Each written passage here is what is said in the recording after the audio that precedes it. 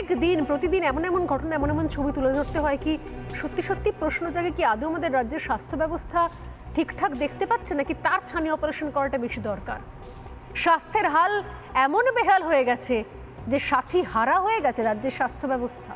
প্রশ্ন জাগছে অনেক। আমি শুরু থেকে আসবো ডক্টর মুখার্জির কাছে। কলকাতার হাসপাতাল, দূর দূরান্ত থেকে, জেলা থেকে আমরা শুনি যে কলকাতায় লোকে আসছেন ট্রিটমেন্ট করানোর জন্য, হাসপাতালে আসছেন সেখানে অপারেশন করাবার জন্য। এত এত মানুষ সরকারি হাসপাতালের উপর নির্ভরশীল, তাদের জন্য এত এত কার্ড রয়েছে, প্রকল্প রয়েছে, অথচ পরিণাম হচ্ছে এটা। ডক্টর মুখার্জি, খুবই দুঃখজনক অবস্থা স্বর্ণালী। সুপার স্পেশালিটি হসপিটালগুলোর যে সুপার ফ্লপ শো হচ্ছে বারবার, এই ধারাবাহিক ফ্লপ শোর জন্য উত্তর তো কাউকে দিতেই হবে। মানুষের জীবনের সবথেকে বড় জিনিস যেটা চায় সেটা হচ্ছে দৃষ্টি। আজকে দৃষ্টিহীন জীবনযাপনের মুখে যে ঠেলে দেওয়া হয়েছে এই প্রশাসনিক অরাজকতার জন্য, এবং সেটা ধারাবাহিকভাবে পশ্চিমবঙ্গে আমরা দেখতে পাচ্ছি। এই চোখ চলে যাওয়ার পরেও কি পশ্চিমবঙ্গের রাজ্য প্রশাসনের স্বাস্থ্য বিভাগের চোখ খুলবে? আমার সংশয় এটাই। আরও দুঃখজনক কি জানেন তো, এরপরে সব দোষটা চাপিয়ে দেওয়া হবে ডাক্তারবাবুদের ঘাড়ে।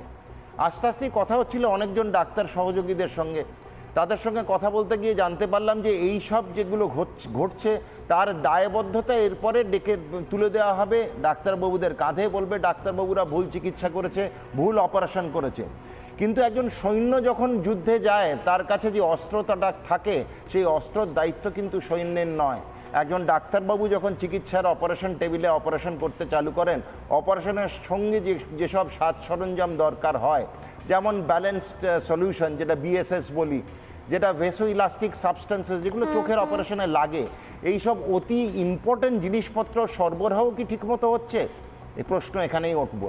আরও উঠবে হচ্ছে যে হাসপাতালের অপারেশন থিয়েটার, এই অপারেশন থিয়েটারে কিন্তু জীবাণু মুক্ত কিনা তার জন্য প্রতি সপ্তাহে প্রতি 3 দিনে সোয়াব টেস্টিং হয়।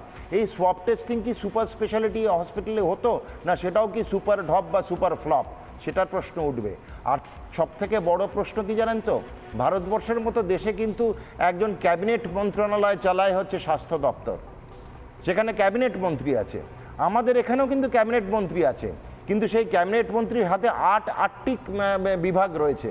কেউ স্বাস্থ্যের মতো ইম্পর্ট্যান্ট একটি বিভাগ কি ভাগ বাটোয়ারা করে চালানো যায়?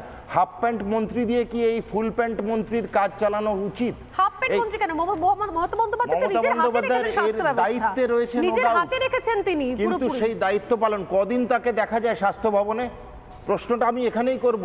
আজকে মমতা বন্দ্যোপাধ্যায় তাহলে স্বাস্থ্য ভবন থেকে রাজ্য চালাক আমি মেনে নেব, নবান্ন থেকে স্বাস্থ্য দপ্তর চালানো অত সোজা না। স্বাস্থ্যের মতো এমন একটা ইম্পর্টেন্ট জিনিস, দেহ চলে যাওয়া, চোখ চলে যাওয়া, দৃষ্টি চলে যাওয়া, এগুলো চলে যাওয়া বলবো না, ছিনিয়ে নেওয়া হচ্ছে। আপনি বলছেন এই কথা, আমার মনে পড়ছে মমতা বন্দ্যোপাধ্যায় তো তিনি নিজেই এক সময়তে সরকারি হাসপাতালকে কাঠগড়ায় তুলেছিলেন। একদম, তিনি নিজে বলেছিলেন যে তার ভুল চিকিৎসা করে দিয়েছে এসএসকেএম, সুপার স্পেশালিটি হাসপাতাল এসএসকেএম, তার নাকি তার ভুল চিকিৎসা করেছেন, ভুল ইনজেকশন দেওয়া হয়েছে। তাহলে যদি স্বাস্থ্যমন্ত্রী বলেন সরকারি হাসপাতালে ঠিক চিকিৎসা হয় না, যদি মুখ্যমন্ত্রী বলেন সরকারি হাসপাতালে ঠিক চিকিৎসা হয় না, তাহলে সাধারণ মানুষের জন্য সরকারি হাসপাতালগুলো খুলে কেন রেখেছেন? বন্ধ করে দিন না। একটা গার্ডেন নিচের মতো যেরকম অপারেশন থিয়েটারে তালা লাগিয়ে দিয়েছেন, তাহলে সব হাসপাতালগুলোর উপরে লিখে দিন না যে তালা লাগানো উচিত। আমি সন্ময়দার কাছে আসবো। রাধামোহন এখানে রয়েছে, নিঃসন্দেহে রাধামোহনের কাছে কিছু পাল্টা যুক্তিও রয়েছে নিশ্চয়ই, আমি সেগুলো শুনতে যাবো। তোমাকে সন্ময়দার কাছে, সন্ময়দা, স্বাস্থ্যসাথী কার্ড থেকে শুরু করে এত এত ব্যবস্থা রয়েছে এবং সরকার বিনা সেখানে কম দামের ওষুধ থেকে শুরু করে স্বাস্থ্যসাথী কার্ড থেকে শুরু করে এত বন্দোবস্ত রয়েছে, কিন্তু সরকারি হাসপাতালগুলোর পরিণাম কি? আমি নিজে ইলেকশনের সময়, প্রচারের সময় দেখেছিলাম যে কেন্দ্রের টাকায় যে হাসপাতালগুলো তৈরি হয়, সেখানে হাসপাতাল তৈরি করে দেওয়া কেন্দ্রের দায়িত্ব, হাসপাতালের জন্য দামি জিনিসপত্র নিয়ে আসা কেন্দ্রের দায়িত্ব, কিন্তু সেগুলোর ইনস্টলেশন, সেগুলোর পরিচর্যা, সেগুলোর মেনটেন্যান্স, সেটাও প্রায় জিরো, তলানিতে থাকে।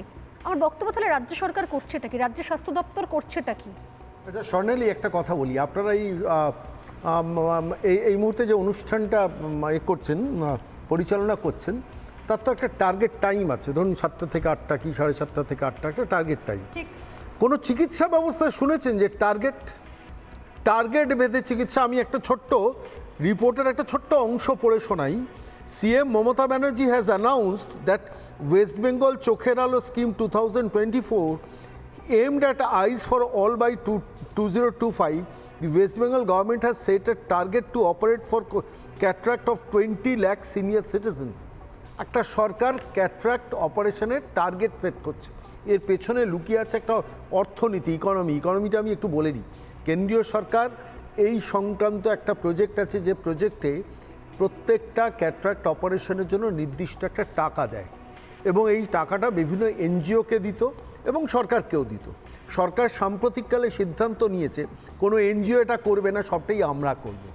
এবং এই আমরা করতে গিয়ে সুপার স্পেশালিটি হসপিটাল নামে সুপার স্পেশালিটি হসপিটালগুলোকে এই টার্গেট দিয়ে ওই টাকাটা আমার নিতে হবে কেন্দ্রীয় সরকারের কাছ থেকে, এবং এই কেন্দ্রীয় সরকারের কাছ থেকে টাকাটা নেওয়ার বিনিময় আমি অপারেশনটা করব, আমার ফান্ডটাও হবে, এবং আমি চোখের আলো, এটা দিদির একটা স্কিম, এটাকে বাংলার মানুষের কাছে প্রজেক্ট করতে পারবো যে দেখো দিদি বা কন্যাশ্রী দেয়, লক্ষ্মীর ভাণ্ডার দেয়, চোখের আলো দিয়েও আমাকে চশমা দিয়েছে, আমাকে একটা অপারেশন দিয়েছে। আমি আজকে এইখানে দাঁড়িয়ে একটা ছোট্ট রেফারেন্স দেবো, চিকিৎসা ব্যবস্থাটা এ রাজ্যে কেমন চলছে। আজকে যখন আপনারা এই প্রতিবেদন করছেন না, আরেকটা সুপার স্পেশালিটি হসপিটাল, তার নাম Sagar Dutta super speciality hospital, সেখানে 250 কর্মী তারা অনশনে চলে গেছেন, তারা কাজ করছে না সারাদিন ধরে। সমস্ত যারা চিকিৎসার জন্য ডেলি প্রত্যেক দিন যান, সেই মানুষগুলো আজকে ফিরে এসছেন, সেটা কোনো চ্যানেল সেটা দেখিয়েছে, আপনারা হয়তো দেখিয়েছেন। 250 কর্মী অনশনে বসে গেছেন। কি না, তাদের অভিযোগ হচ্ছে, সত্যি মিথ্যা জানি না, 3 মাস ধরে মাইনে পাচ্ছেন না। ভাবতে পারেন কন্ট্রাকচুয়াল কর্মীরা একটা সুপার স্পেশালিটি হসপিটালে, তারা অভিযোগ জানাচ্ছে 3 মাস ধরে মাইনে পাচ্ছি না, সুতরাং আমরা অনশনে যাচ্ছি এবং আমরা আজকে কাজ করব না। ফলে আলটিমেটলি যারা এমার্জেন্সি পেশেন্ট, তাদের কি আজকে অবস্থা হলো। আমি আরেকটা ছোট্ট কাহিনী বলবো, এখানে ডাক্তারবাবু আমার পাশে বসে আছেন। মনে আছে স্বাস্থ্য ভবনে করোনার সময় একটা বিশাল কেলেঙ্কারি, কয়েকশো কোটি টাকার একটা কেলেঙ্কারি হয়েছিল, এবং জিনিসপত্র সাপ্লাই সংক্রান্ত হয়েছিল। আচ্ছা, তারপরে রাজ্যের মুখ্যমন্ত্রী কি করেছিলেন? রাজ্যের মুখ্যমন্ত্রী ওয়ান ম্যান একটা কমিশন করেছিলেন, আলাপন বন্দ্যোপাধ্যায়কে মাথায় বসিয়ে কমিশন করেছিলেন। সেই ওয়ান ম্যানটা 2 ম্যান হয়নি, 1 ম্যানই থেকে গেছে, কিন্তু আজ পর্যন্ত সেই 1 ম্যান কমিশনের কোনো রিপোর্ট সারফেসে এসছে? আসলে করা হয়েছিল এটাকে সাপ্রেস করার জন্য, ডাক্তারবাবু অনেক ভালো বলবেন, সাপ্রেস করার জন্য। আলাপন আমার ট্রাস্টেড লোক, আমি ওকে দিয়ে একটা কমিশন করিয়ে দেবো, দিয়ে কেউ আর কোনো সাংবাদিকরা প্রশ্ন করবে না। আপনারা এই সুপার স্পেশালিটি হসপিটালের সুপারদের কাছে দৌড়ে বেড়াবেন, তারা দেখা করবেন না। আপনি আলাপন বন্দ্যোপাধ্যায়কে কোনো প্রেস কনফারেন্সে জিজ্ঞেস করুন তো যে কী হয়েছিল সেই কয়েকশো কোটি টাকা যে স্ক্যামটা করোনার সময় মানুষের দেওয়া কেন্দ্রীয় সরকারের টাকার ফান্ডে যেটা হয়েছিল, সেটার রিপোর্টটা কি হয়েছে? একটা রিপোর্ট আপনি পাবেন না। আপনি বলছেন যে অন্যান্য দপ্তরের মতো স্বাস্থ্য দপ্তরে একাধিক স্বাস্থ্য দপ্তর আছে নাকি? আপনি বলুন তো, 13 বছর ধরে স্বাস্থ্যমন্ত্রীর নাম মমতা বন্দ্যোপাধ্যায়, তিনি স্বাস্থ্য সাথী। আমি একটা অ্যাড করে দিয়ে শেষ করছি। যে স্বাস্থ্যমন্ত্রীর নাম যান, তিনি নিজে বলছেন যে তিনি সঠিক চিকিৎসা পাননি। এর থেকে বড় হাস্যকর বিষয় কিছু হতে পারে? আপনারা ইনভেস্টিগেশন করুন। স্বাস্থ্য সাথীতে সরকারি বেসরকারি হসপিটালগুলোকে আর পেমেন্ট দিতে পারছে না সরকার, বন্ধ দিতে পারছে না। আপনি ভাবছেন আপনার হাত ভেঙে গেল, ধরুন আপনি সেই হাত ভাঙার পর আপনি সরকারি হসপিটালে গেলেন সেটা অপারেশন করে তার প্লাস্টার করানোর জন্য, তারা প্রাইভেট হসপিটালে তখনই পাঠাবে যখন সেটা নিয়ে আপনি থানায় গিয়ে FIR করেছেন, তবে এটা চিকিৎসা। আরো বলে দিই, এই যে চোখের আলো স্কিমটা না, এটা কেন্দ্রীয় সরকারের একটি স্কিম, যেটা নাম ভাড়ানো হয়েছে। আশা কিরণ হচ্ছে স্কিমের নাম। এটা কেন্দ্রীয় সরকার প্রত্যেক রাজ্য সরকারকে টাকা পাঠায়, কিসের জন্য? চোখ দেখানো, চশমা দেওয়া এবং ছানি অপারেশন। এর জন্য কম করে 1200 থেকে 1500 টাকা প্রতি পেশেন্ট কেন্দ্রীয় সরকার দেয় রাজ্য সরকারকে। এই টাকাটা পাওয়ার জন্য এই টার্গেট সেটিং, সন্ময়দা যেটা বললো, প্রত্যেকটি আশা কিরণ নাম হচ্ছে কেন্দ্রীয় সরকারের স্কিম, NHM, ন্যাশনাল হেলথ মিশনের। সেই স্কিমের নাম ভাড়িয়ে এখানে চলছে। এবং এটা ডাক্তারবাবু, এটা এতদিন বিভিন্ন প্রাইভেট হসপিটালকে দেওয়া হতো, সেইটাকে বন্ধ করে সরকার নিয়ম করেছে সরকারকে দিতে হবে, এবং সরকার টার্গেট করে 20 লাখ টার্গেট করে ওই 1200-1500 করে টাকা তুলছে। আমি সত্যি বুঝতে পারছি না যে সত্যি স্বাস্থ্য ব্যবস্থায় চলছে এটা কি। রাধামোহনের কাছে আসার আগে একবার শুনবো মুখ্যমন্ত্রী সেই বক্তব্য, যে বক্তব্যের পর গোটা রাজ্য জুড়ে মানুষ গালে হাত দিয়ে ভাবতে বসেছিলেন যে এবার আমরা যাব কোথায়। যদি মুখ্যমন্ত্রী, যিনি বিগত 13 বছর ধরে স্বাস্থ্যমন্ত্রীও বটে, আরও একাধিক দপ্তরের সঙ্গে স্বাস্থ্য মন্ত্রকটাও চালাচ্ছেন, যে মুখ্যমন্ত্রীকে আমরা দেখেছি করোনার সময় রাস্তায় নেমে নিজে চক দিয়ে ইট দিয়ে গোল গোল করে দাগ কেটে দিতে যে কে কত নিরাপদ দূরত্বে থাকবে, সেই মুখ্যমন্ত্রী যিনি স্বাস্থ্যসাথী, চোখের আলো এত প্রকল্প করেছেন, তিনি নিজে সরকারি হাসপাতালে চিকিৎসার উপরে ভরসা রাখেন না। এটা তো ঠিক। আমরা অভিষেক বন্দ্যোপাধ্যায়ের মতো মমতা বন্দ্যোপাধ্যায়কে দেখে নি বিদেশে গিয়ে ট্রিটমেন্ট করাতে বা অপারেশন করাতে। মমতা বন্দ্যোপাধ্যায় তো সরকারি হাসপাতালে চিকিৎসা করিয়েছেন, তারপর তার অভিজ্ঞতা কি ছিল একবার শুনুন তো। আমার ইনফেকশনটা সেপ্টিক টাইপের হয়ে গেছিল ভুল ট্রিটমেন্টের জন্য, ফলে স্যালাইনের চ্যানেল করে হাতে যেভাবে স্যালাইন দেওয়া হয় সেইভাবে আমার চ্যানেল করা ছিল 7 দিন, আইভি গেছে। সেই অবস্থায় বিছানা থেকে উঠতে পারিনি।